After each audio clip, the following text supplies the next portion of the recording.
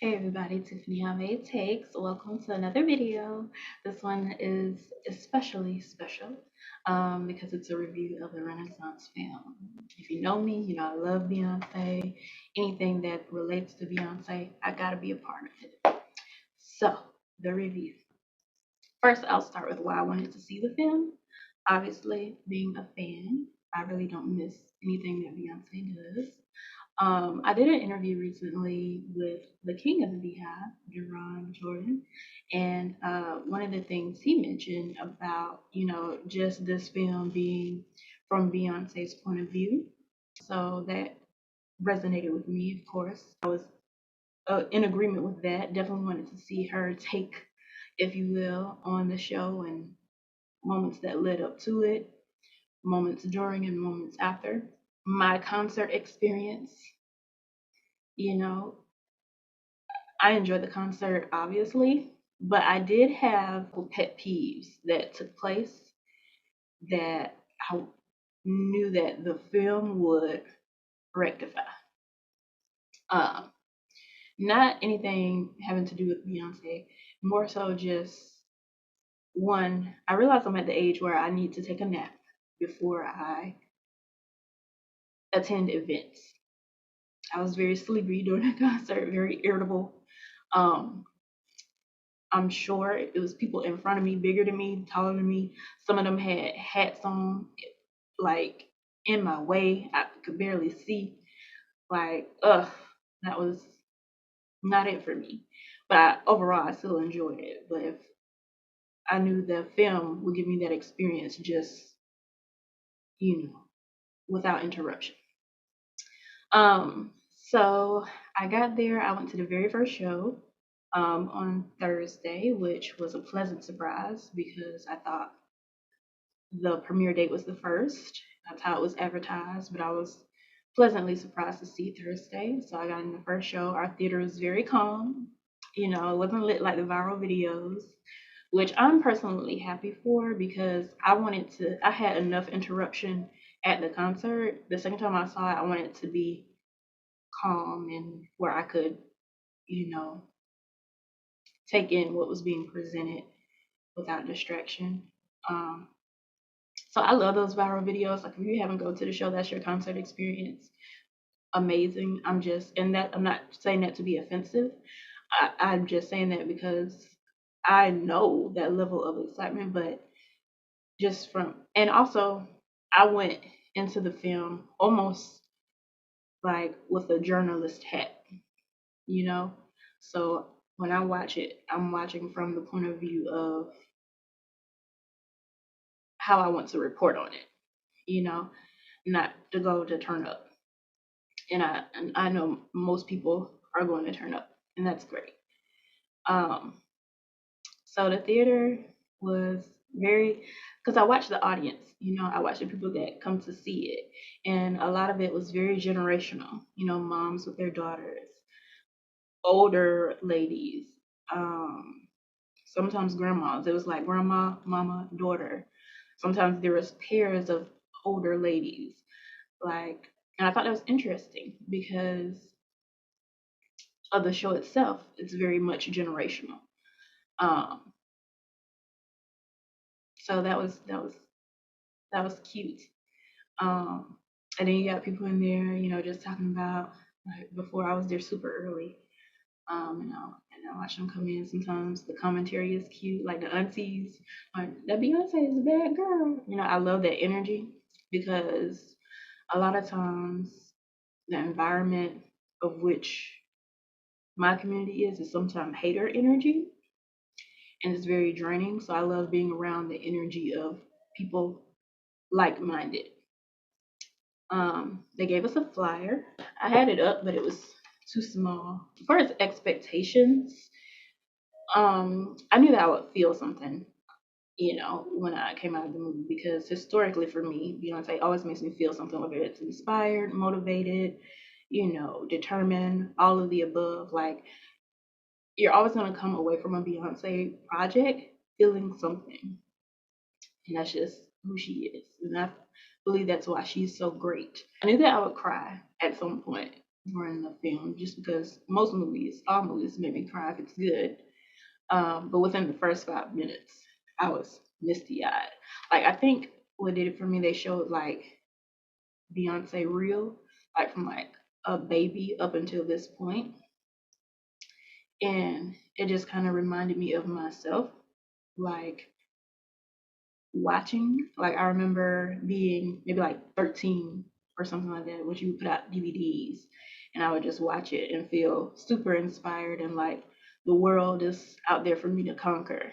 And then, throughout the time of being a fan and then sitting there maybe decades later, after being through life and, knowing some of the adversities, going through some of the adversities and triumphs, um, sitting in that place, knowing that the world is very different than what I did at a younger age, but still having that same feeling of hope and inspiration. Jumping into some of the film, I'm gonna try to do this review without necessarily spoiling or providing spoilers. Um, so in the beginning, Beyonce said the show took 4 years to make. Like I just wanted to set in because a lot of time we expect stuff that we're working on to be instant, for things to fold together, come together instantly or quickly. Um, but Rome wasn't built in a day. Same with this show. Just the number of years blew my mind. But obviously, looking at the show, you can tell time was put into it. It wasn't something that's rushed, but just to hear that number really kind of puts things into perspective.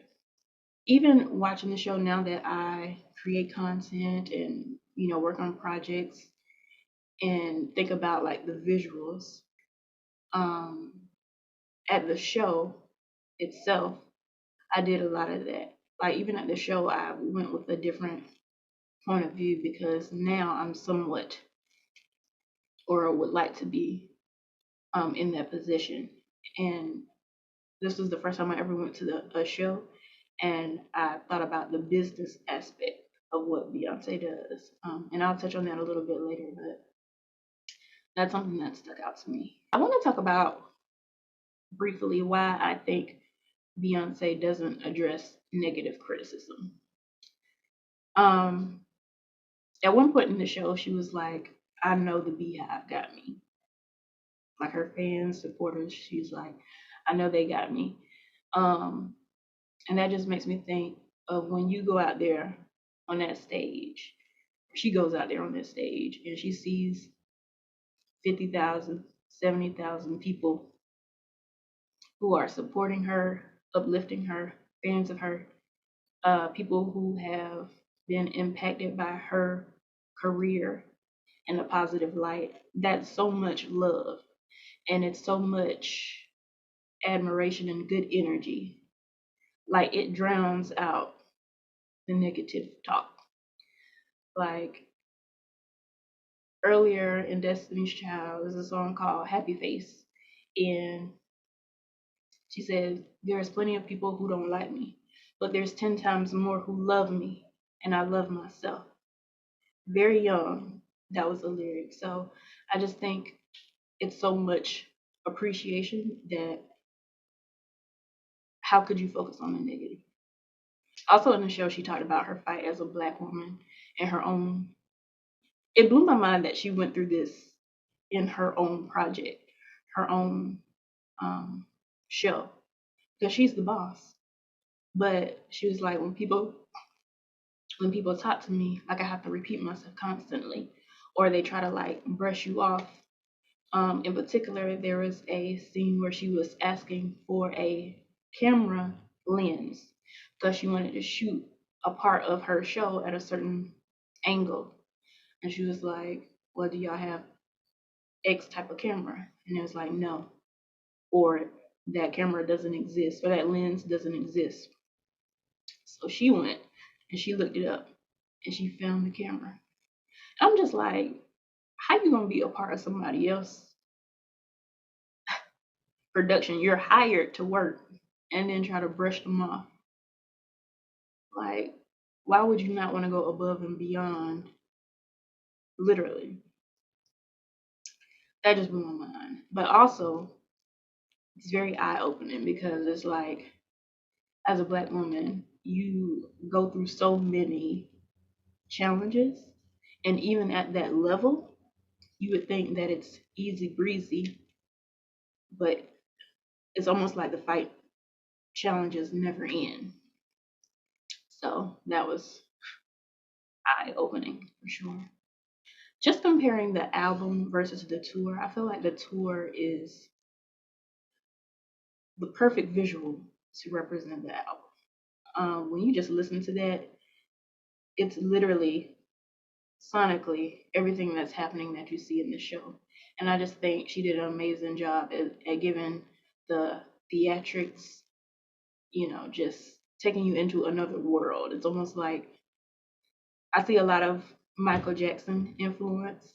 I see a lot of like the divas of the past, Diana Ross, Tina Turner. I see a lot of those influences in her show. And luckily enough, I have a mother who was a part of that generation. So I've been exposed to how those legends kind of carry themselves and their showmanship. And I was exposed to that. So I see it when I watch the show, um, which is, I love to see that because it's exposing younger people to those elements of showmanship who may not know about the past legends. Um, and then for it's just like the business aspect that I spoke about earlier. I made a video on my page um, about Beyonce promo and the fact that she doesn't do promo. But this just kind of like reiterates that point. Like, it's no need for her to do promo because she is the promo. Just like she say, "You are the visual lady." She is the promo because one, you go to her show, people online talking about it. It's the best show ever. Celebrities visit it. Best show ever. People want to be like celebrities. People want to go to the show. People want to experience. She doubled down and did a film about the movie. When we went to the movie, text messages came out about new apparel. The same thing happened at the show. Merch. When the people leave the show, they wear the merch. Other people see it. So it's just constant promo without her having to sit down and do an interview and say, "Hey, I got this coming out." Like, it's almost a separate promo for Beyonce is like a separate business that runs on its own. That's why she ain't got to do an interview. And then she compared like life to art, which is always interesting. I like to hear creators talk about that. And she used lighting for an example. And she's like, "Oh, well, sometimes you don't need extra light. Sometimes you just have to turn things off." The gravity of that statement. So, say for instance, you're dealing with a lot in life and you're overwhelmed and it's too many things. Sometimes you don't need extra stuff to feel better. Sometimes you just may have to reduce what the things that you're dealing with to make your current situation better. She gave a lot of recognition and props to Ballroom, of course, which is the sound of the Renaissance album. I think that's important because a lot of times artists will just take something and not give credit to where it originated. Um, so she highlighted a lot of the legends, Kevin, Jay-Z, Prodigy in particular. Um, she calls them the heartbeat of Renaissance. He even had a slot on her show doing the vocals on some of the songs, and I love those. Like, I feel like that amps up the show. um, Blue Ivy. So basically, it started off Beyonce was supposed to do it one time. I mean, Blue Ivy was supposed to do it one time, but her friend went and told her about negative comments online, and she was like, "Nah, this ain't gonna work." And so she got back out there. She was like, "I'm going so hard," or whatever.